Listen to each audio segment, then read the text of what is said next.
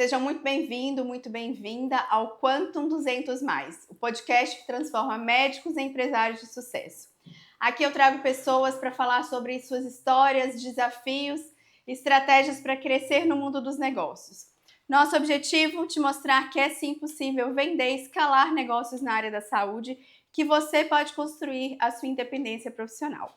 No episódio de hoje eu tenho o prazer de receber aqui duas mulheres incríveis, duas convidadas que são sócias, a Fernanda Miguel e a Rafaela Moraes. Elas são sócias e fundadoras do grupo da Sala de Consultoria e Mentoria de Finanças para Médicos e Clínicas. A Fê é formada em Direito e a Rafa é formada em Processos Gerenciais. Isso mesmo? Isso mesmo. Então, tá ótimo. Prazer muito grande receber aqui vocês. Tenho certeza que vai ser um bate-papo muito rico aí para quem acompanha a gente. Eu gosto sempre de começar fazendo uma pergunta, então hoje eu quero saber, cada uma de vocês, que palavra vocês escolhem para definir a jornada empreendedora de vocês? Pode começar com você, Fê. Eu vou colocar coragem. Foi muitos momentos realmente que foi só coragem mesmo, coragem e fé. Essa é a minha palavra. Se eu tiver que escolher uma, eu escolho coragem. E eu acho que não é nem pensando em mim, desculpa, não é nem pensando na minha história e tudo mais. É pensando no que eu acho que é um ingrediente que não pode faltar para quem empreende. Exato. E eu acho que é o que diferencia quem empreende de quem não empreende. Porque quem não empreende é porque não teve a coragem de. Isso! Exato! Não teve a coragem de. Mas por Gostei. Gostou? Mas por que você escolhe isso? Aí depois a gente vai para você, tá? Por que você escolhe coragem? Porque é exatamente o que eu falei. Foram muitos momentos que foi coragem e fé. E eu tinha só isso mesmo pra poder me apegar. Coragem e fé. Um sonho, coragem e fé em Deus que ia dar certo. Porque realmente não é fácil. Tem caminhos que são muito mais fáceis. A gente, inclusive, passou por um pouco de períodos em que a gente teve escolhas que aparentemente eram mais fáceis, mas que não, a gente não tá ainda com aquela alegria no coração, aquilo não é ainda o que eu tô sonhando, não tô colocando todo o meu propósito nisso ainda, não sinto que realmente eu tô entregando aquilo que eu vim pra terra pra fazer, sabe?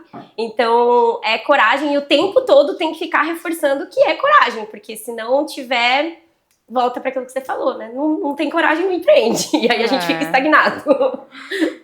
E você, Rafa? Que palavra você escolhe? Eu essa palavra, mas eu escolhi outra, né? Eu acredito muito que resiliência é uma palavra bem... Acredito que todo empreendedor tem que ter resiliência, porque são muitos perrengues que a gente passa, assim.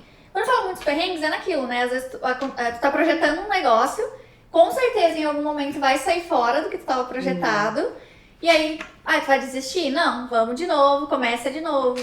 E como ela falou, teve momentos que a gente pôde escolher ficar num lugar mais confortável.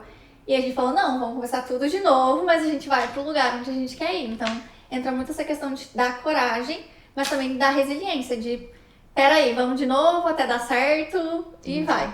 Eu falo muito que o lugar confortável para quem empreende é um péssimo lugar. Porque se tá confortável o seu negócio, é sinal de que ele não tá crescendo. Exato. De que tem alguém crescendo, se desafiando mais, se arriscando mais que você, que vai te deixar para trás. Então, acho que em algum momento até o próprio conforto vai começar a ficar desconfortável. Sim. É bizarro porque isso. Você sabe que alguma coisa já tá dando errado, nem vai dar errado, já tá dando errado. Né? Exato. Mas isso, Rafa, que você falou é uma grande verdade. Eu acho que muitas pessoas se iludem, né? Porque às vezes a gente vê um empresário na internet, nas redes sociais.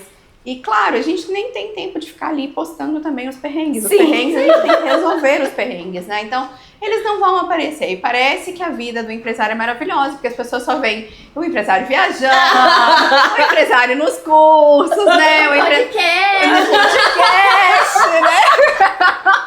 Maravilhosa essa vida. Não é? Maravilhosa essa vida. A única certeza que a gente tem é, vai dar tudo errado. O tempo todo vai dar errado. E você ter a coragem para persistir, para continuar, para recomeçar, a resiliência, né, para recomeçar, para não desistir. Então eu acho que realmente tudo isso é fundamental, né? Outro dia eu li uma frase que marcou muito, que é: um sonho custa muito caro, custa muita coisa, né? Mas desistir custa um sonho. Custa muito mais, custa né? muito mais. Então tudo vai ser trabalhoso. Escolhas são difíceis. Porque às vezes a pessoa fica naquilo de, não é um momento, não é, e jogando pra frente. Só que aquilo já é uma escolha, né? Exato. Que tem o conforto de não ser uma escolha, mas na verdade é uma escolha de ficar onde tá ou como tá, né? Exato. E não se mexer. Mas antes da gente entrar aqui propriamente nas discussões que a gente vai trazer, conta um pouco da história de vocês duas, como que surgiu o grupo da sala, né? Como que vocês se conheceram e por que decidiram seguir juntas nesse propósito aí de contribuir com médicos, com clínicas na parte financeira. E aí, quem que vai? Vou? Tá bom, então. Bom, Quando ela fala da gente é muito fofo. É muito fofo. Ela só gosta de ouvir que eu amo ela, que a gente tem uma história incrível, é tipo isso. Vamos lá, então. Eu entrei no mercado financeiro em 2020, logo depois ali da pandemia estourar. Eu formei em Direito, mas eu já tinha certeza que eu já estava desajustada. Eu falei, como que eu vou agora sair no mercado de trabalho, sabendo que eu odeio tudo isso que eu fiz em 5 anos? E aí não deu certo, porque, né, os caminhos de Deus são outros. Aí acabei ingressando no mercado financeiro como uma oportunidade ali de prestar serviço e fui me apaixonando, me encantando com todo o conhecimento, com todas as oportunidades e com quanto aquilo primeiramente poderia mudar a minha vida, a vida da minha família, a vida das pessoas que eu gostava. E aí eu fui ampliando isso. Depois a gente acabou migrando para uma empresa de consultoria financeira, que era uma outra franquia, que foi onde eu conheci a Rafa. Conheci a Rafa logo que ela entrou na empresa. No segundo mês dela, eu treinei ela na parte comercial. E aí já começamos a ficar amigas. Desde então, a gente foi viajar juntas, a gente foi se aproximando cada vez mais. E aí chegou um momento que começou a ficar desconfortável. E esse momento do desconforto, isso foi muito bom, porque a gente foi muito parceira durante esse período. Parceira no sentido de, tipo assim, uma supria o que a outra tinha ali de objeções ou de inseguranças. Então, tipo, eu apresentava uma objeção, ela me vinha com uma solução e vice-versa. Falei, tá, eu acho que realmente é pra ser, meu coração tá feliz, eu tô vendo que a gente tem possibilidades. E a gente decidiu fundar a nossa empresa. Mas eu e a Rafaela... Então vocês pediram demissão e fundaram a empresa de vocês. Tipo isso. Tipo isso. Só não tinha esse nome. Mas foi quase isso. Mas assim, claro, deixamos muita coisa pra trás lá também, né? Tipo, eu liderava uma equipe de 10 pessoas. Então foi muito difícil mesmo fazer essa transição. Você tem que abrir mão de muita coisa. Tudo é uma escolha, né? Tipo, a cada escolha você deixa coisas pra trás e conquista as coisas melhores, quebra a cara algumas vezes. E foi mais ou menos assim também o nosso início. E quando a gente decidiu fundar a empresa, era isso, né, amiga? Coragem e fé. Exato. Coragem e fé. E a gente já tinha um método lá, tinha parceiros, tinha muitas coisas que a gente abriu mão e teve que começar realmente do Do novo, zero.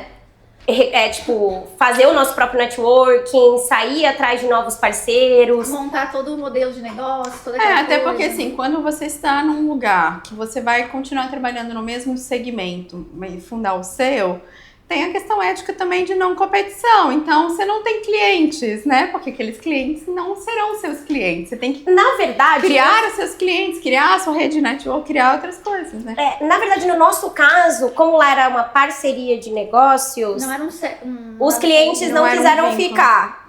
Não tinha um vínculo, né? Entendi. Não era um vínculo trabalhista. Por isso que eu falei que era quase uma demissão, mas não era esse nome. Mas os clientes foi bem legal isso, inclusive, que quando a gente informou que a gente iria fazer essa transição, os clientes quiseram vir junto. E acabou que também, como já tinha uns 2 anos ali que eu vinha trabalhando já mais dentro do meio médico, e eu caí no meio médico meio de surpresa. Foi tipo, uma médica me contratou e começou a amar o serviço, gostou e começou a indicar assim que vinha lead que eu não vinha de onde. Eu falei, gente do céu, não é que médico precisa de consultoria financeira? Como assim? E cada vez mais mesmo, ao ponto de eu não precisava mais fazer prospecção ativa. Mas claro, né, a gente não se acomoda, mas ainda assim não era uma necessidade. Eu falei, pronto, encontrei um nicho legal pra eu trabalhar. Sabe o que você falou e que me lembrou aqui de uma situação? E a gente sempre pensa, né? Por exemplo, você que antes de fora não tinha a visão real do que é a realidade do médico, como o médico lida com finanças, a gente tem uma outra imagem do médico, né? Eu achava que o médico nem precisava de consultoria financeira. Você acha que o médico, primeiro, que ele tem muito dinheiro, que ele nunca tá endividado, né, que ele sabe organizar as finanças dele, essa imagem que todo mundo tem. Do médico, médico parece que é Deus e automaticamente parece que sabe tudo, né? E assim, com todo respeito, o médico também se sente um pouco Deus, às Não, vezes. ele tem certeza que é. Tem certeza que é. Mas outro dia eu tava numa call com uma médica e a gente conversando, né, sobre a nossa opção para ela de serviço, de como a gente conseguia ajudar ela com a nossa consultoria. E ela, assim, claramente endividada, quebrada, não consegue pagar a clínica dela, não consegue pagar o aluguel dela, não tem limite no cartão, no cheque especial. Aí você olha e fala assim, gente, como chegou nisso? Chega nisso. Sim. Como chega nisso? Eu acredito que entra muito aquela questão de não pedir ajuda, né? Muitas vezes Como tem um pouco de chega dificuldade de... Também, sim e não. Eu acho também que tem a questão do, por exemplo, o médico, ele tem toda aquela coisa do eu estudo muito, eu isso, eu aquilo. Aí, às vezes a pessoa fica até perdida no tanto de curso que ela faz. Eu acho isso muito engraçado também. Tipo, terminei uma pós, o médico ele parece que ele não consegue nem respirar se ele não estiver cursando alguma coisa. É muito bizarro isso. E aí, tem vezes que a gente... E aí, essas foram algumas mudanças sutis que a gente foi fazendo na nossa mentoria. Porque a gente começou a perceber, eu falei, tá, deixa eu analisar. Eu fiz aquele momento de análise, né, dos nossos leads. Deixa eu entender esses leads. Por que eles me procuram? O que eles estão fazendo aqui? Como pra gente poder transformar a nossa empresa num ecossistema. Sim. Aí foi quando realmente a gente analisou todas essas dores, entendeu tudo que faltava. E aí foi quando a gente começou a buscar os parceiros. Aí buscamos todos esses parceiros. E aí quando a gente identificou que ainda assim faltava algo, foi quando eu e a Rafaela fomos se especializar na parte comportamental. Então, eu comecei uma formação em Practitioner PNL e a Rafa fez finanças comportamentais. Baseado nesses conhecimentos, a gente estruturou a nossa abordagem comportamental, o nosso teste. A gente aplica um teste logo que a pessoa ingressa na mentoria. Ingressou, você vai pra gente entender qual é o teu perfil. Por quê? Porque isso vai mudar a forma como eu vou conversar com essa pessoa, vai mudar a forma como as técnicas que eu vou utilizar para poder motivar essa pessoa a querer seguir o plano que eu vou propor para ela. E aí a gente vai vendo que algumas habilidades que faltam dentro do meio médico não são as habilidades técnicas. Então, por exemplo, foi quando depois que a gente conheceu você, o pessoal ali dos clubes e tal, a gente viu que, entendi agora as outras dores que estão lapidando aqui esse perfil médico, né? A pessoa que, não, deixa eu me entupir de pós disso, pós daquilo, e fellows caríssimos, e blá blá blá, e chiquérrimos, vou estudar em Harvard, vou fazer não sei o quê. E eu, como que você tá monetizando isso? Não, essa é uma questão chave, e assim, tem muitas coisas, eu acho que esse nosso papo vai ser muito rico, assim, já que vamos falar de comportamento, então, assim, tem muita coisa que eu questiono. Às vezes eu vejo uma médica, uma dermatologista com uma bolsa de marca, uma bolsa cara. Você propõe para ela, vamos fazer uma consultoria para o seu negócio para você vender mais. A pessoa não vende. Ela não tem cliente. Eu não tô falando aqui de agenda cheia, porque esse negócio de agenda cheia também... Mito. Não quer dizer, né? Exatamente, é total mito. Não quer dizer nada. Sem agenda cheia, às vezes não fatura. Né? Tá cobrando R$100 Não ali. precisa ter uma agenda cheia e ter um excelente faturamento, você precisa ter sempre cliente comprando. Sim. E a pessoa, não, mas eu não tenho dinheiro. Ela não tem dinheiro, mas ela tem. Mas ela tem a bolsa, né? É igual eu fico assim, igual aquele paciente que fala, mas não tem dinheiro, mas tem um iPhone. Como assim não tem dinheiro e tem iPhone? Então a médica tem uma bolsa de marca cara e não tem dinheiro para investir numa consultoria que vai fazer o negócio dela vender mais. Então, é o quê? Falta de dinheiro ou é falta de coragem? Ou é falta de esclarecimento? Porque se é um conhecimento, se é uma estratégia, se é uma consultoria, se é um plano de ação que vai te fazer ganhar mais, que vai aumentar o seu retorno, o seu faturamento... Isso também é muito cultural nosso, né? A gente dá muito valor pro bem, mas não dá tanto valor pro serviço. E isso é não verdade. só de mentoria, qualquer tipo de serviço. Mas aí eu falo que a pessoa cai, é um tiro no pé dela. Com certeza. Quando eu tava nessa call, meu sócio também tava com essa médica que eu tava falando, e assim, todas as desculpas dela, ela reclamava, porque os pacientes que eu atendo, eles querem comprar o medicamento avulso, eles não querem aplicar aqui na clínica, eles não querem que eu faça o tratamento, eles querem que eu só venda o medicamento avulso. Eu falei assim, todas as objeções que os pacientes dela dão pra ela... São as dela. As dela. Você atrai o cliente que você é. Dela. Essa é clássica. São Clássica. dela. Exatamente isso. E a pessoa não consegue ver isso, né? Não. E Como é triste, como dá vontade de chorar numa situação dessa. E a gente percebe muito isso porque a gente também incentiva muito essa questão de você mudar a sua mentalidade de prioridades. Sim. Porque, tipo, a gente é muito contra alguns influencers aí que tem essa política do economize no papel higiênico. Cara, ela já passa mal. Não, porque, tipo, é uma economia burra. Então, assim, a gente... Não é nem entre aspas, não. É fora de aspas mesmo. Assim, essa corta. Essa parte corta. O que a gente propõe, assim, e prega é que, cara, tudo na vida são prioridades. Então, às vezes, a pessoa não aprendeu a fazer essa prioridade, ou então pegando dentro do meio médico. Eu acho que você deve perceber muito isso também. Tem dois perfis de médicos. Ou aquele perfil médico que se apertou pra poder fazer medicina e aí, tipo, chegou ali e ufa, finalmente, aí depois tem que enfrentar as 800 mil parcelas do FIES. Tem esse perfil.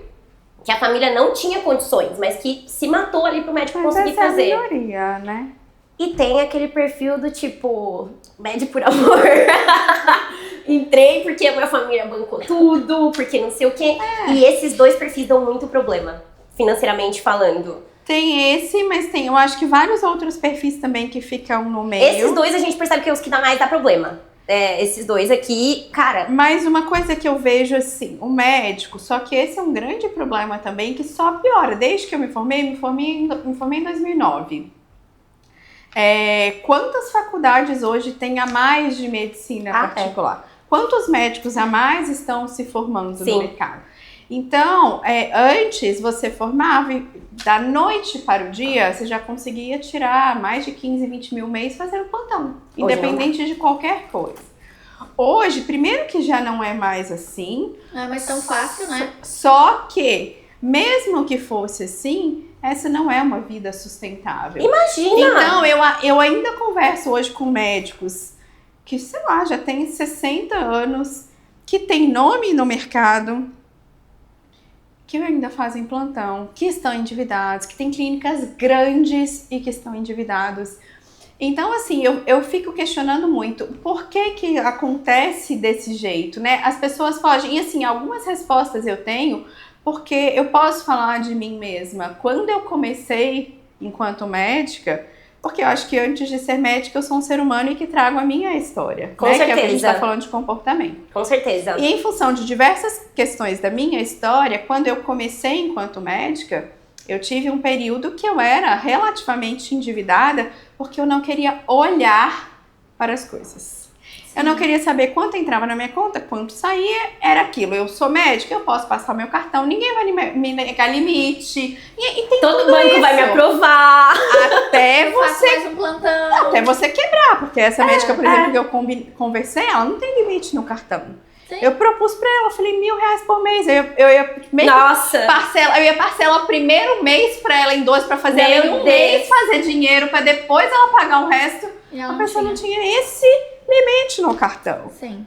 Entende? É triste. Então, assim, eu já estive num momento que eu não queria olhar para a situação.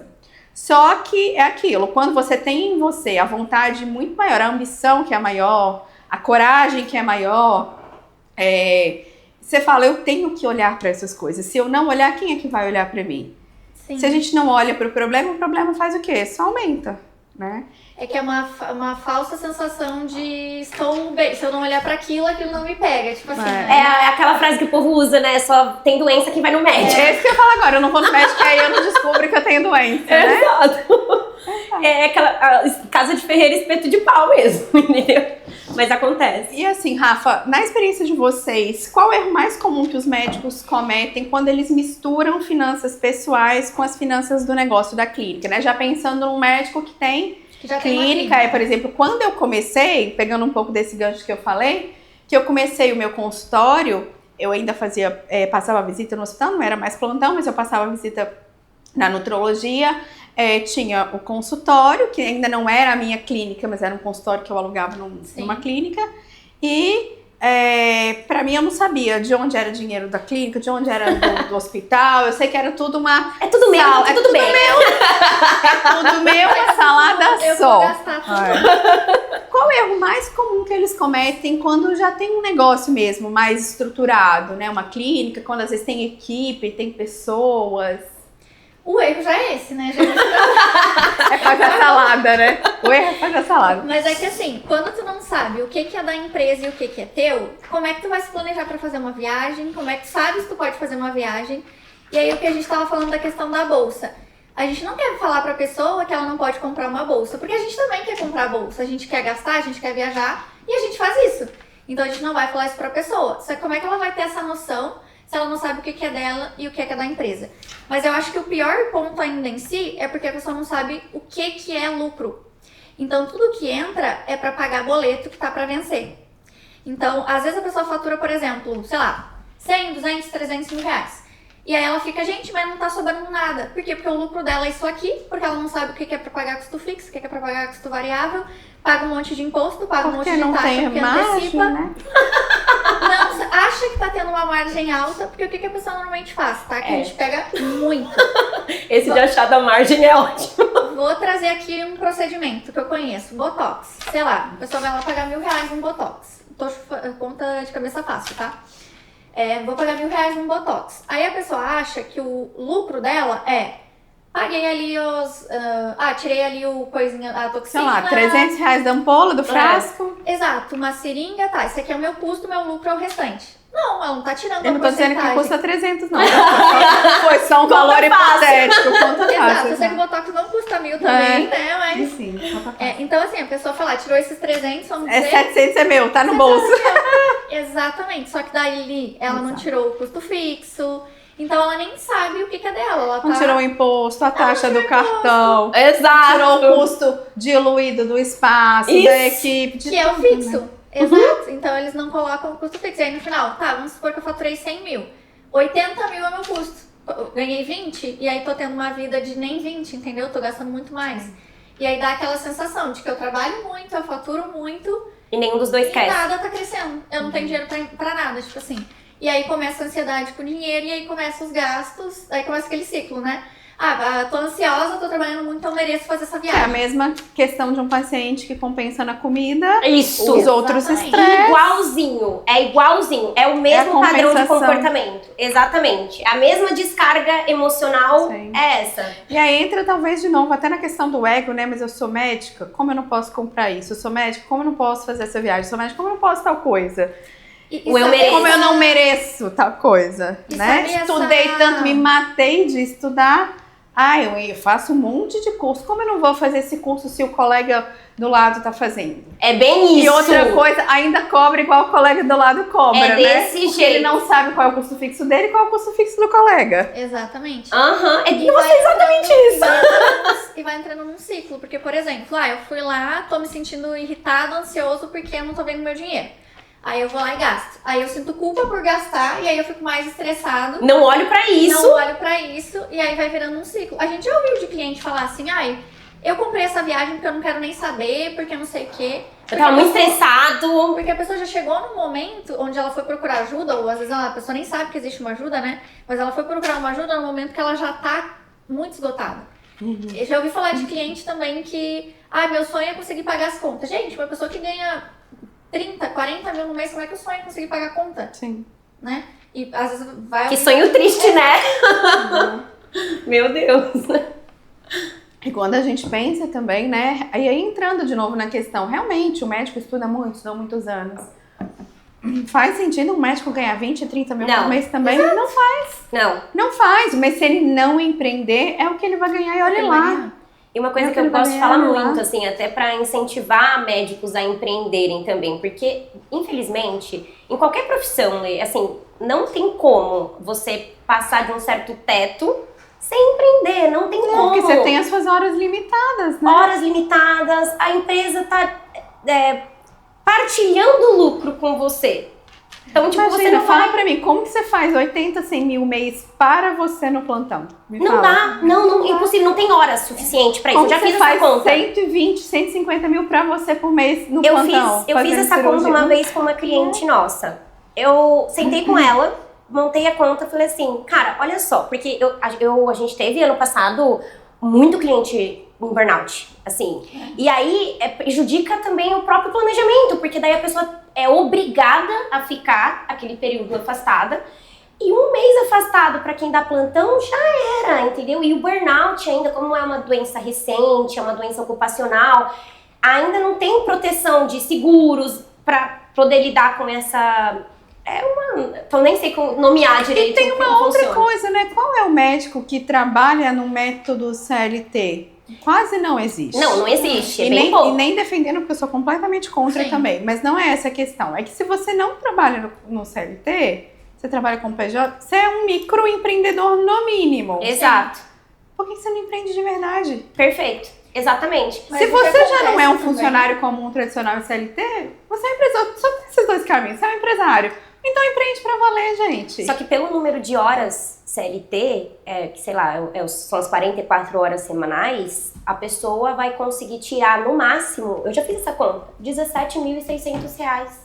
Trabalhando 44 horas. Então você vê que todo médico, que praticamente é 90%, Sim. que tira mais do que isso em plantão, você não tá numa rotina saudável de trabalho. É exatamente esse estrago que eu quero levar na cabeça da pessoa. Mas o que acontece aqui? A pessoa não tá trabalhando, porque normalmente o médico não trabalha antes de se formar, né? Ele foca muito na questão ali do estudo. São poucos médicos que têm algum outro trabalho. Aí quando a pessoa se forma, ela sai de uma renda, se ela tinha alguma renda, né? Pra, tipo, tô ganhando 20 mil. Então, tô rico, a pessoa já pensa exatamente isso. Tô rico. Porque quando tu começa a colocar parcela, tem um momento que tu tem que fazer mais plantão e fazer mais plantão.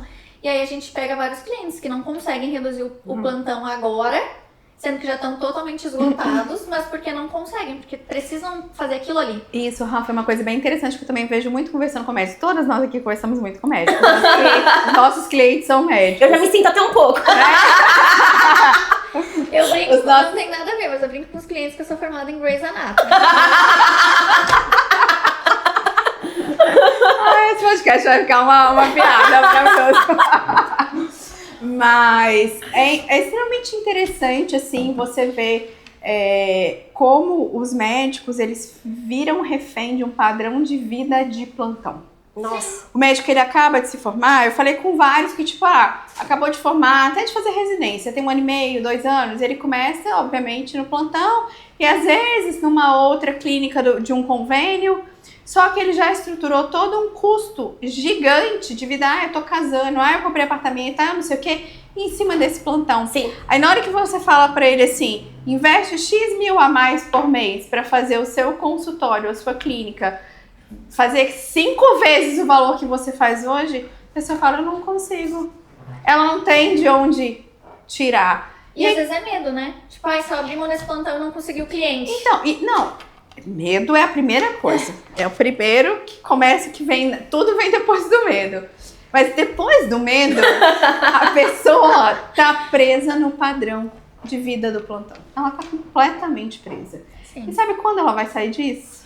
Nunca. Talvez se ela tiver um burnout, e aí ela vai realmente falir o padrão de vida dela inteiro por muito tempo e depois vai ver o que vai fazer. E uma coisa que tá acontecendo agora também recente com os nossos clientes é que agora, igual você falou, né? Quantos médicos estão formando por ano? Por semestre, né? Porque as faculdades de medicina são semestrais. Então, por semestre, formam milhares de médicos. Exatamente. E aí, quem achou que estava assim, mais seguro, por exemplo, a gente tem algumas clientes que trabalharam desde o período da pandemia, no mesmo hospital, ainda nos plantões, e simplesmente viraram para elas aí no mês passado, cortaram metade dos plantões porque tá entrando gente nova. Então, até que ponto também, cara, olha só, tipo, isso é estável? Isso é seguro? Não é, mas é exatamente o que eu falei lá no começo, assim, quando eu me formei, você realmente conseguia ganhar 20, 30 mil no mês fazendo plantão. Agora tem que suar. Sem se matar. Agora você tem que se matar e olhe lá, porque eu acho que hoje, talvez o plantão de 12 horas seja o que eu ganhava há 10 anos atrás. 1.200. Tá Eu bom. pagava há 10 anos atrás um plantão de 12 horas. E há 10 anos atrás, quanto que valia 1.200, né? É isso. Quanto vale hoje R$1.200? O que você faz com R$1.200? Não aluga nenhuma sala. Versus 5 plantões na semana. Ou seja, hoje, você assim, trabalhou 5 dias na semana, Nossa. mais de 44 horas semanais Exato. e fez o quê? 5 mil e... Será que 6 ganha mil bem? na semana? Depois que a gente começou a trabalhar, eu falei, eu sempre quebro essa crença em todo mundo que eu converso.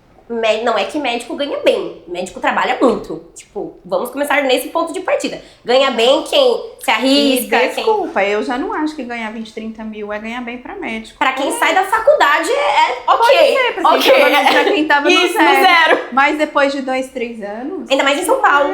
Mas Imagina. a pessoa, ela fica com esse medo, né? De, vou sair do plantão, pra que o plantão é um certo e como é que eu vou abrir a clínica se eu não sei nada?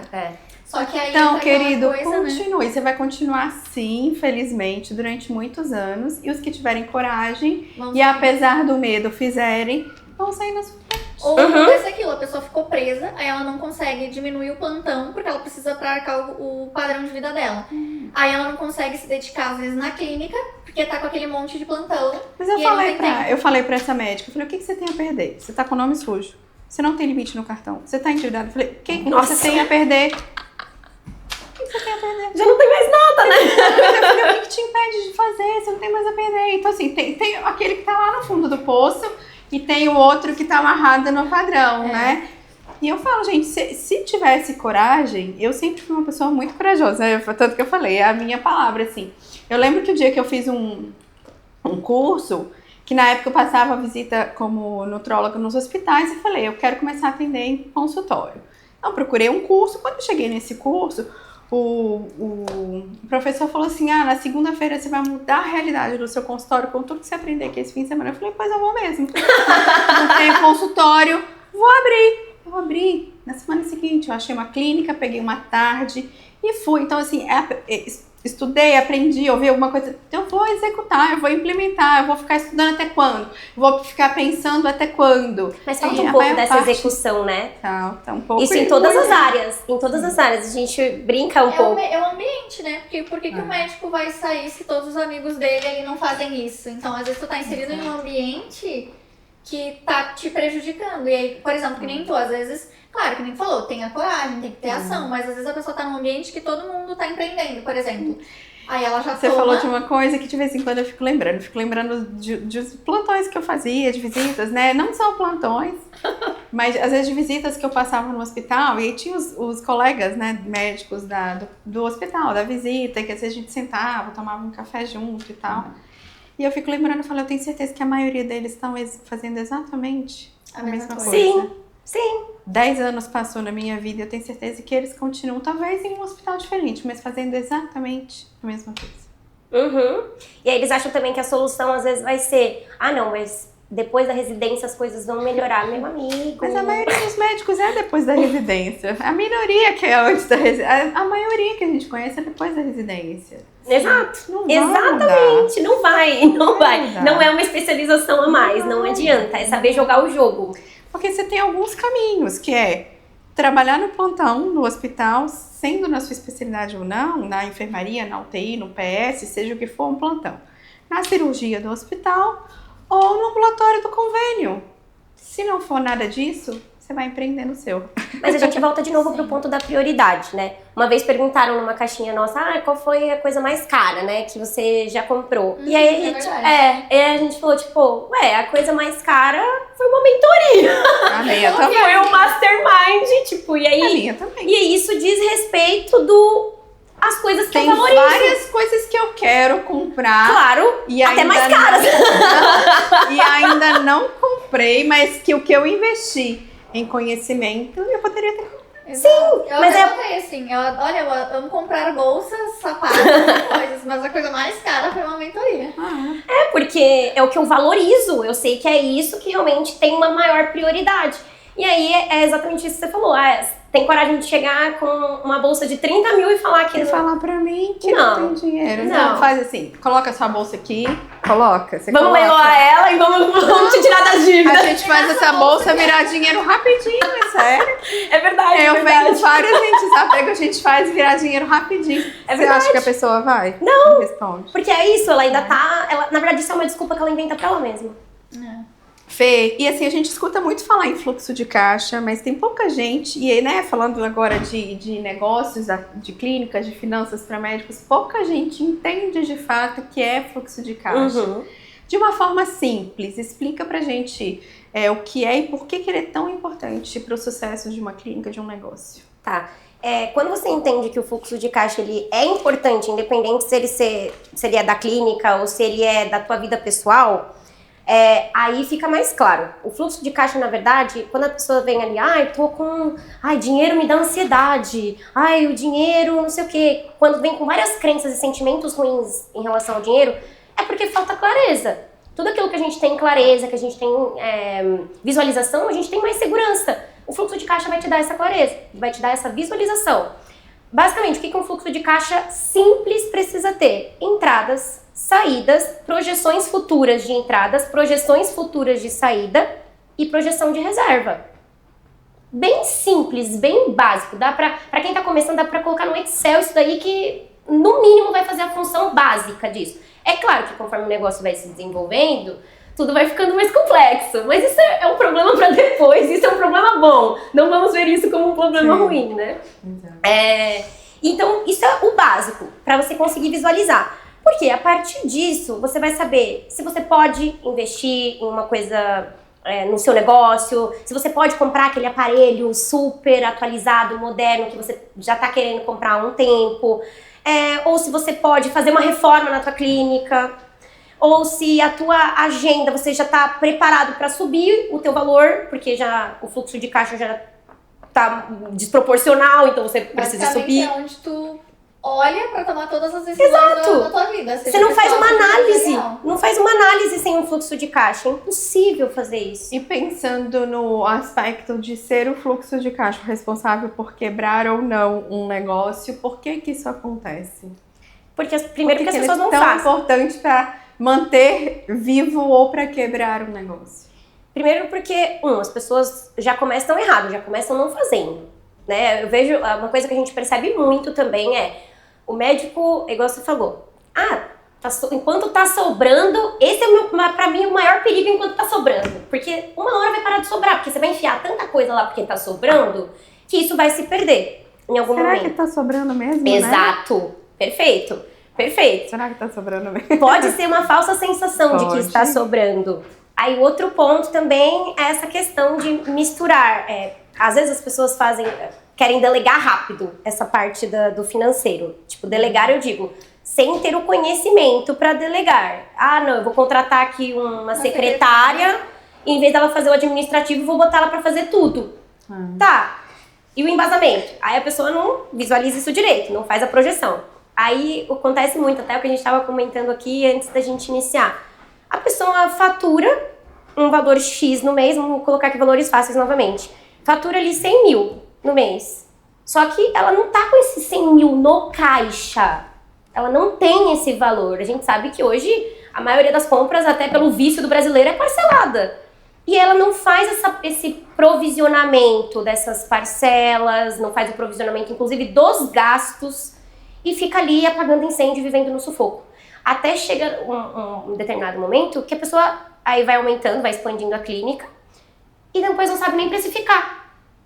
Aí a gente vê, às vezes, a gente pegou um caso, então, recentemente, inclusive, o doutor jurando que ele tinha, sei lá, 70% de margem. Fomos ver, tava com 30%. Mas 70% de margem, meu Deus. Fomos ver, tava com 30%. A margem da saúde é maravilhosa. 40, 50 já é uma margem nisso. 70% de margem. Realmente, você já olha e já desconfia e fala, tem muita coisa errada nisso aí, porque 70% de margem. Exato! Que negócio. Exato. Até educação, que é... Até mentoria, né? Até mentoria, que é um serviço que quase não tem custo, porque clínica... Tem custo, né? Tem, operacional. Serviço, operacional e tudo mais. Daí você fala em alguma coisa, tá mais errado do que poderia estar, então, né? Exatamente. Tá pagando imposto, tá muito errado. E aí a pessoa desconta... coloca, né, esses custos aí, por exemplo, ela não coloca o imposto no... Ela acha que, tipo, pagou o material, o resto é 70% de margem. Não, e aí tá passando. E aí outra coisa muito importante do fluxo de caixa. As pessoas precisam entender que a empresa ela é um ser que respira separadamente de você, entendeu? A gente gosta muito da analogia do coração, né? O que uma pessoa isso. e uma empresa... E um transplante. E um transplante tem em comum. Com a separação financeira. O que a separação financeira e um transplante de órgãos tem em comum? A pessoa fica... É a mesma coisa você pegar um órgão, um coração e esperar que ele bata em 2 corpos. Não vai acontecer isso. Então, já fica claro que se você tá fazendo isso na sua empresa, vai acontecer isso. Sim, a empresa é um ser vivo e independente, não tem nada a ver com você. Que paga imposto separado, que responde juridicamente separado, que tem as leis que correm pra ela e não correm pra você, tem várias coisas. E aí a pessoa tá usando, por exemplo, o cartão de crédito pessoal dela na empresa e vice-versa.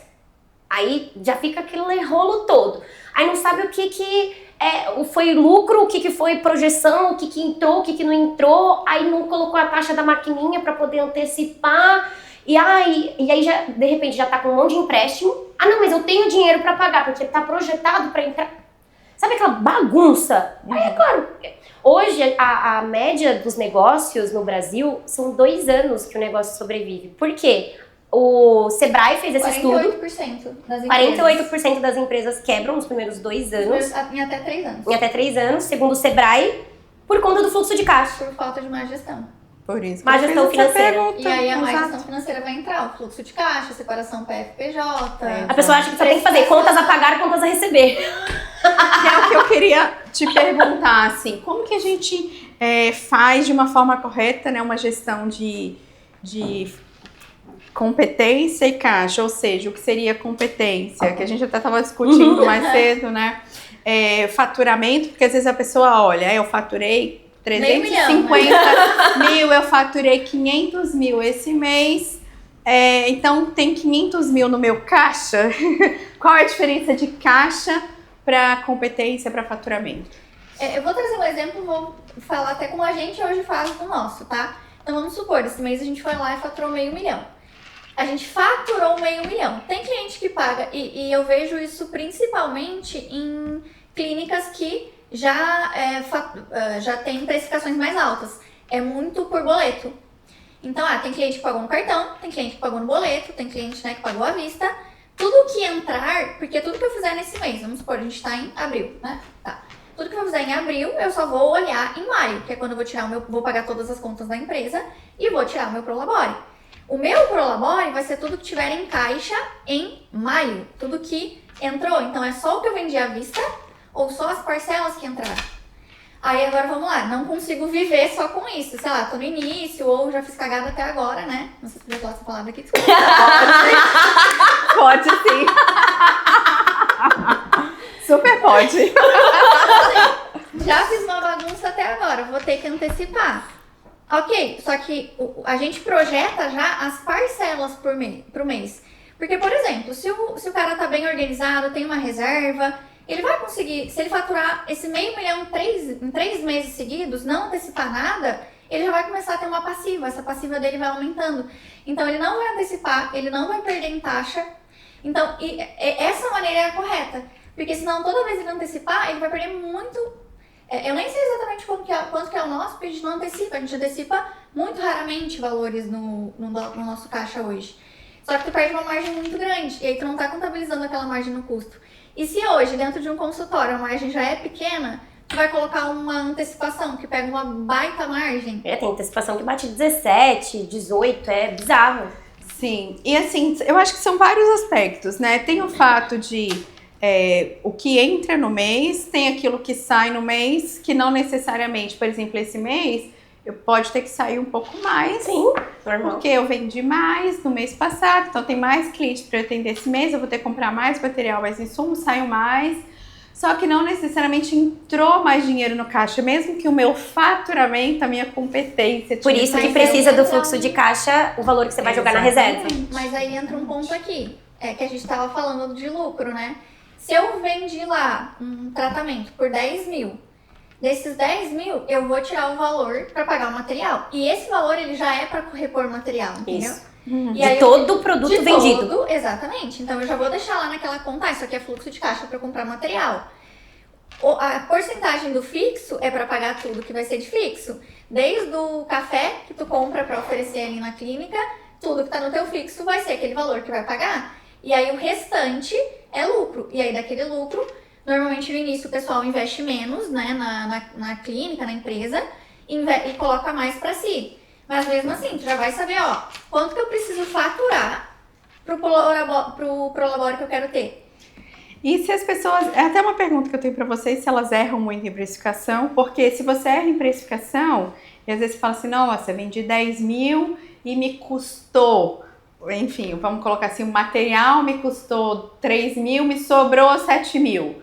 Nossa, me sobrou muito dinheiro. Só que se ela está precificando errado por nem contabilizar vários custos, nem colocar a margem que ela quer, porque aqui a gente tem toda uma estrutura de precificação que eu coloco a margem que eu quero para eu fazer o meu valor. Exato. Perfeito. Com todos os custos. É tipo de cima para baixo. É isso, é cima, exatamente. Né? Mas se a pessoa precifica errado e nem sabe que precifica errado, ela pode estar tendo, inclusive, prejuízo. Não é nem, ela, às vezes, não tem lucro nenhum, Não ok. é nem lucro, ela tá pagando pra trabalhar. Ela pode estar tendo prejuízo e está pagando para trabalhar. Vocês veem muito esses Sim. erros? Vou A dar gente um pegou exemplo também. de um cliente que foi recente agora. Foi super engraçado, porque na reunião ele saiu super chateado. Só que ele saiu chateado porque ele visualizou a realidade dele. Só que assim, ele falou lá, ó, esse tratamento que eu tava tentando exemplificar pra ele por que a gente precisava daqueles dados. Porque às vezes a pessoa ela não tem dados, ela não tem nem os dados. É verdade. Então eu falei, tá, ó, me fala um valor de uma coisa. Se eu quisesse comprar tal coisa pra ti, eu sou tua cliente, me venda esse produto aqui. Ele falou, tá, Rafa, esse produto aqui eu vendo a 13 mil, acho que era 3 mil os custos dele, uma coisa assim. 3, 4 mil os custos dele, que era com remédio, coisa nesse sentido. E ele tinha ali, acho que encontrava a pessoa umas 4 vezes, gastava umas 4, 5 horas. Eu falei, pronto, o teu faturamento é esse, só que são teus custos fixos, tantos por cento do que tu vende é pra pagar o custo fixo. Quando a gente tirou, sobrou tipo assim, uns 2 mil e pouco. Quando a gente tirou o custo fixo mais variável. E O aí, procedimento todo. O procedimento todo. E aí, se ele faz 4, 5 consultas, 5 horas, eu dividi o valor pelas horas. A hora dele tava custando R$400. Mais barato do que a consulta que ele dá. Exato. E eu falei, olha... No programa que ele tava vendendo. E eu falei, olha, vamos olhar pelo lado bom. Você tá ganhando mais que fosse no plantão. Fica uma brincadeira, né? Pelo menos você tá ganhando mais que tu ganhava no plantão. Mas ele saiu chateadíssimo, porque imagina, aquela hora que ele achou que ele tava ganhando... E aí entra aquele ponto, como é que a pessoa sabe se ela vai poder pagar um aluguel mais caro, mais barato? Se ela vai poder pagar uma escola, se já tem filho, né? Uma escola pro filho mais caro, mais barata? Se ela pode ter um carro, se ela pode trocar? Se ela não sabe que aquela ali é a margem dela, que é o quanto que ela ganha, vamos trazer, salário, né? Exato. Seria o prolabore. Se ela tá tendo prejuízo, só piora, porque A pessoa faz um programa pra justamente ela lucrar acelerada, né? e vai na linha contrária. De novo, a gente cai na desinformação, no problema da pessoa não querer olhar para onde ela tem que olhar, para os dados que ela tem que olhar, para entender o que ela precisa entender do negócio dela, que não é, porque o custo de um é diferente. O preço do material pode ser o mesmo para 10 clínicas, mas o custo de cada clínica fixo é completamente diferente. Então não dá pra ficar igual, né? E tem pessoas que estão no início, né? Consequentemente, essas pessoas que estão no início, elas vão cobrar mais barato do que uma pessoa que já tem nome. Então, se essa pessoa ela não tem essa noção, como é que ela sabe que ela tá colocando tanto que ela estudou todos os anos? Então, por exemplo, ela foi lá e fez várias mentorias. Fez uma mentoria contigo, fez uma mentoria com a gente, fez uma mentoria com não sei quem. Onde é que tá isso dentro do preço dela? É por isso que eu gosto muito da frase do tipo, quando a gente ouve essa objeção do, ai, nossa, porque a mentoria é cara. Ai, não, porque tá... A pessoa não faz ideia do quanto que ela já pagou pelo erro. Ela não faz essa ideia, entendeu? Não faz. E o pior é que ela nem quer fazer. Isso é que é o pior, sabe? Ela não faz ideia. Mas por isso e é cabeça dura, não quer... É porque em muitas mentorias, e acho que, principalmente quando a gente toca em assuntos delicados em determinados nichos, tipo, você fala de vendas, a gente fala de finanças, não são coisas confortáveis. É a próxima pergunta, inclusive. Não são. Estamos muito alinhados. Não são coisas confortáveis. Então a pessoa, ela precisa ainda elevar o nível de consciência. E essa elevação de nível de consciência é um processo, né? É você que tá fazendo de comportamento, né? Exato. A pós ou fez, já já finalizou. Pois é, então vai pra você essa pergunta. Já que a gente começou a falar, né, de mentalidade e tudo mais, por que é ainda mais difícil para médicos falar de dinheiro, de finanças, negociar, vender os seus serviços? Por que é tão difícil assim? O que a gente percebe muito, tá? É aquela questão do o meu amigo tem, o meu amigo faz, eu preciso acompanhar o status que o médico tem. Então tem muito cliente, por exemplo, que troca de carro, por exemplo, vai lá e compra um carro que custa 200 mil, sendo que ele nem fatura isso por ano Eu ainda. nem tenho carro. Entendeu? Eu também não. Nem quero. Não faz nenhum sentido. Exato, pra mim não faz nenhum sentido. Pra mim também. Eu acho que entra muito aquela coisa que a gente tava falando, que o médico, ele é endeusado pelas pessoas. Então é como... Tem até algumas séries que brincam, né? Que o médico fala assim, eu não posso falar que eu não sei sobre isso. Ele não pode falar que ele não sabe. Então eu acho que entra muito essa questão. Ele não vai falar que ele não sabe, ele não vai se colocar num papel de vulnerável, sendo que na visão das sociedades, vamos dizer assim, ele é o herói. Que salva e ajuda as pessoas. Então, ele sendo o herói, ele precisa conseguir fazer tudo aquilo ali. Então, e outra coisa, tu tá ali no meio, as pessoas que estão ganhando ali, vamos dizer que recém se formou, estão ganhando 20, 30 mil. Se eu tô ganhando isso, ele tá me chamando pra uma viagem, eu não posso dizer que não, né? Como é que eu não vou dizer que eu não tenho dinheiro? Então, às vezes até o próprio ambiente também pressiona. Exatamente. Por exemplo, a gente vê muito os familiares, às vezes amigos principalmente clientes que não vieram de uma linhagem médica, por exemplo, dos pais pressionarem, tipo, como assim você não tem dinheiro? Como assim você vive endividado? É a reserva de emergência. O filho é a reserva de emergência. Tem isso acontece muito. E aí, às vezes, a gente tem que vir com uma mentalidade nessa linha. Isso. A gente tem que vir com uma... Tipo assim, você me deve isso. Tipo, e a gente tem que vir com isso. Em teoria, o mais bem-sucedido da família tem que... Como se, cara, a pessoa não tem essa responsabilidade, mundo, né? E a gente bate muito nisso, nessa questão. Bate mesmo. Que a pessoa tem que se salvar primeiro, vamos dizer assim. Então, é quase que entra uma terapia numa coisa com finanças, né? Mas a gente traz muito esses pontos. Eu já fiz sessões inteiras, tipo, que eu não falei um A de conta. E essa questão do comportamento entra muito naquela coisa do hábito, porque tudo na nossa vida hoje é um hábito. E o hábito, ele não é algo que a gente nasce, é algo que se forma baseado nas crenças que a gente tem do mundo, da vida, da família. Então, tu vai acompanhando crenças, tanto que se vê muito, né? Às vezes a família é endividada, ou a pessoa vai seguir no mesmo caminho, ou a pessoa vai seguir no caminho totalmente oposto. De ser extremamente pão duro. Exato, escasso. Mentalidade porque escassa. eu não quero passar mais pelas situações que passavam lá atrás. Isso. Então a gente trabalha muito essa questão. Vamos entender quais são essas crenças. Porque os dois extremos são ruins. Porque aqui a gente tá falando muito de pessoas endividadas, ou de pessoas que não controlam nada. Mas a gente tem clientes também que seguram muito. Então, no momento que tu tá segurando muito, tu não gasta com nada, tu tem aquele medo de ficar pobre do nada. A gente já ouviu falar isso. Então, eu guardo porque eu acho que eu não posso pagar, ou que... E aí, isso é ruim também, porque daí a pessoa perde a oportunidade, ela perde vivência. E ela acaba traindo muito essa coisa da escassez, a pessoa, às vezes, já tem toda a reserva montada, já tem dinheiro investido, poupa 30% no mínimo do salário. E aí, a gente ouve nas reuniões frases.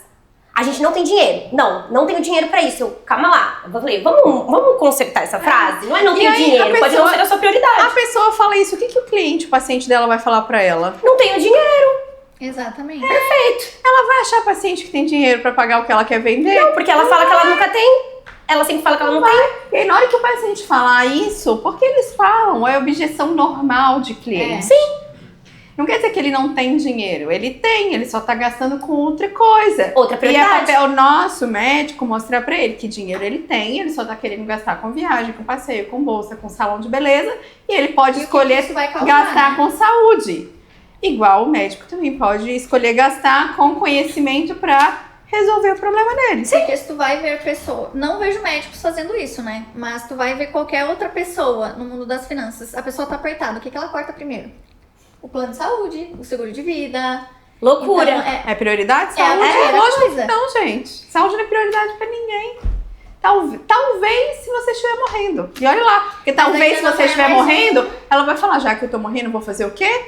Aproveitar a vida. Exato. E é bem talvez se ela estiver morrendo. Isso que você falou, Lê, é exatamente isso. Assim, a gente vê o mesmo padrão nos clientes. Tipo, por exemplo, às vezes a gente vai mostrar um seguro de acidentes. Que, cara, médico não pode viver sem um seguro de acidentes. Se você ficar 5 dias acidentado, já era. E aí, já teve cliente que a gente apresentou, aí a gente falou, olha, com o reajuste da tua renda e tal, ficou um pouco mais caro. Fernanda, não tem discussão, é saúde não discute. Aí esse é o médico que tá cobrando 1.000, 1.200 na consulta. E que tá com a agenda... o valor das coisas. Exato, ele sabe o valor, ele tem os valores dele estão alinhados aos valores do paciente dele. Exatamente. Entendeu? Então, se ele tá investindo, é a coerência. É a coerência. O paciente também sabe perceber a tua coerência. o cliente também tem que ver coerência no nosso comportamento. Por isso que eu falo pra Rafa, eu não posso, quando eu falo pros clientes que eu sei o que é priorizar, gente, eu também, se eu pudesse, eu saía ali no JK e fazia festa. Tem até uma cliente que ela, fui atender ela e tal, e ela falou assim, Rafa, eu te procurei justamente porque, procurou a gente, né, justamente porque eu vi que no teu Instagram tu viaja, tu sai, tu faz as coisas. Tu vive. Por quê? Porque ela não... O que as pessoas às vezes pensam, né? Eu vou fazer uma organização, vai me mandar cortar tudo, não vou ter lazer. Não vou fazer nada, consultoria financeira, porque vão... vão falar que eu não posso gastar.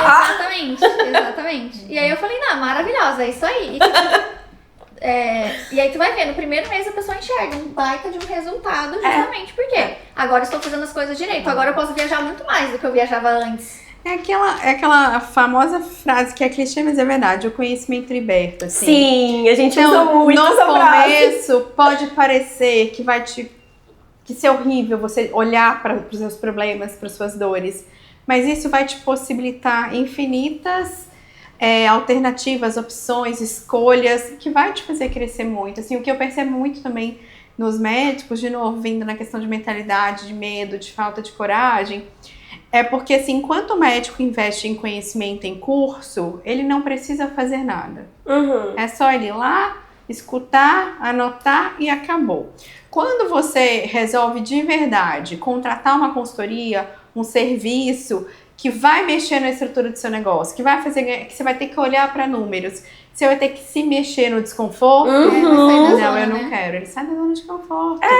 E não é... Primeiro começa expondo, né? Já é difícil se expor. O problema não é, eu não quero conhecimento em finanças, eu não quero conhecimento em vendas.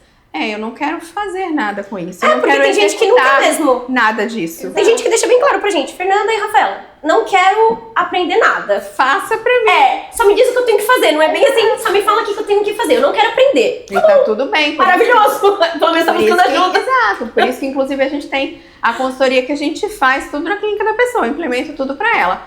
Mas o mínimo é a pessoa querer olhar para onde ela não está olhando. Porque se ela não estiver disposta nada vai acontecer. É que essa parte das vendas, ela é desconfortável também, né? Porque a pessoa vai ter que abordar, fazer prospecção e a pessoa vai acabar fazendo primeiro para poder criar os processos da empresa dela. Então, é desconfortável. Você tem que ir lá, abordar ou... Às vezes o médico, ele... É uma coisa da coragem, né, gente? O médico, ele só quer pagar para as pessoas fazerem. Ele não quer, ele ter que fazer as coisas chatas, desconfortáveis. Então, vou contratar uma secretária, eu boto ela para responder mensagem, para não sei o quê, para cuidar das minhas finanças, para fazer meu fluxo de... Mas, gente, vou contratar um vendedor. Como seria maravilhoso se tivesse tudo isso? A vida do empreendedor seria perfeita. Porque o empreendedor é só ele contratar 1 milhão de funcionários maravilhosos, eficientes, que fazem tudo. Eu tenho uma empresa. Gente, que mundo fantástico de Bob é esse? Exato! Não existe. Esse é o problema do médico que fica acreditando nisso o resto da vida. É verdade. Eu não quero aprender a vender. Então não contrate um vendedor também. Exato. Eu não quero saber nada de finanças, não sei o quê. Então também não contrate alguém que vai fazer, porque o mínimo você precisa entender. Você não precisa ser um expert. Você não precisa ser expert em tráfego e marketing. Mas se você não souber o mínimo, as pessoas não vão fazer o melhor pra você. Se você expert, não precisaria contratar ninguém. Não sabe, Exato. Mas se você não souber o mínimo, você não sabe cobrar, você não sabe se está sendo bom, se está sendo ruim. Perfeito. Você não sabe nada. Não sabe nem gerir aquilo. Nem gerir aquilo. Não, porque, por exemplo, você pode fazer uma revisão ali com a pessoa. Tipo, eu falo, faz um follow-up semanal ali, senta com a pessoa, passa um relatório. Você não vai nem entender o que o relatório tá falando. Nem sabe o que é follow-up, nem que follow-up existe. Aí o seu vendedor não faz follow-up e você também nem sabe que ele não faz. Exato. Você não sabe que isso existe. E aí faz como, gente? Não faz desse jeito, Agora eu já falei como se o nível de consciência tivesse alto. Verdade. Então, se não sabe, já passou da hora de procurar ajuda. Joga no chat GPT, pelo menos. E, gente, meninas, pra gente finalizar, qual o maior mito sobre finanças que vocês gostariam de quebrar de uma vez por todas para os médicos que estão assistindo a gente? Posso falar? Pode. Eu acho que essa coisa de que aquilo que a gente estava falando, que a pessoa chega achando que ela não deve gastar ou que ela não pode gastar. Então, eu acho que esse é o maior mito. Uma consultoria financeira, fazer um planejamento financeiro, é saber elencar as prioridades, saber o que tu precisa de fato, o que tu pode gastar, até para não ter aquela questão da culpa, né? Saber o que tu pode gastar, saber o que tu precisa poupar e investir, para saber onde é que tu quer chegar. E aí é exatamente aquilo. Eu não vou ficar lá nos 60 anos, até os meus 60 anos, tendo que depender de plantão ou estar no hospital. Ou, por exemplo, vou me aposentar com 60 com uma renda super baixa. Cara, hoje a nossa expectativa de vida tá cada vez mais longa, então tu vai viver 40 anos como? Então eu acho que o maior mito de finanças entraria nesse. Tu não precisa cortar coisas que tu gosta de fazer, tu consegue viver bem e ainda assim construir um futuro bom também. Sim. E não tem nada a ver com usar papel higiênico de folha dura, seca e áspera, né? Viva bem! A gente gosta de folha tripla, papel higiênico de folha tripla. Não, até um post que a gente fez assim, se você cortar a Netflix, em 5 anos tu não compra nenhum Celta. Não pode ficar, nem uma geladeira velha, nada. Então pode usufruir, que não vai ser isso que vai te causar, né? Eu acho que é importante, esse ponto que a Rafa trouxe, é muito importante essa questão do dinheiro ser também o seu desfrute. Porque se toda vez que você pensar no dinheiro, você pensar em coisas negativas, coisas ruins, que energia que esse dinheiro vai vir pra você? Exato. E aí entra aquela coisa O dinheiro só troca de mão. Então, assim, ele saiu da tua mão de uma energia. É um fluxo de energia. Ele é um fluxo de energia, exatamente. Ele é só uma matéria, assim como qualquer matéria, ele tem energia. O dinheiro não é nosso, ele está com a gente. Não, ele troca de mão. Ele não é isso. Ninguém. E por isso que quanto mais você... E aí outro mito que eu gostaria de quebrar também para você... Prosperidade é diferente de dinheiro. Prosperidade é diferente de dinheiro. Tipo, a gente vê pessoas muito prósperas que ainda não tem metade do patrimônio do que pessoas que não são prósperas têm, por exemplo. Porque a prosperidade é você garantir que todo o seu ambiente em torno de você esteja caminhando para uma energia de prosperidade. Então é importante sim você fazer doações, é importante sim você cuidar da saúde, porque tudo isso vai trazer uma energia legal pro dinheiro. A gente também olha o dinheiro muito nessa forma, né? Dessa forma. Até porque se a crença que o dinheiro é ruim, o dinheiro não vai parar na tua mão. Então, Exato. o subconsciente deixa eu me desfazer desse dinheiro aqui, entendeu? Exato. E aí aquelas pessoas, aquela frase que a gente ouve muito. Eu preciso colocar meu dinheiro em algum lugar que eu não possa pegar, porque se eu ver que o dinheiro tá ali, eu vou gastar. E aí isso vem de crença né? Se tiver comigo... do dinheiro, exato. E aí, se você pensa assim, se você olha pro dinheiro, como coitadinho, nossa, que dó de gastar o dinheiro, aí na hora que o seu paciente falar pra você, não, mas tá caro, aí você vai falar assim, você vai reclamar, né? Coitadinho, tá caro, tô cobrando caro. E aí como, gente, que vai crescer, que vai prosperar, que vai faturar mais, que vai ajudar mais pessoas, né? Então é isso, é sobre tudo isso. Acho que a gente quebrou vários mitos aqui hoje. Sacudiu bastante, né? Adorei, meninas, o papo com vocês. Muito obrigada. Obrigada a você pelo convite. Amei também. Foi ótimo, obrigada.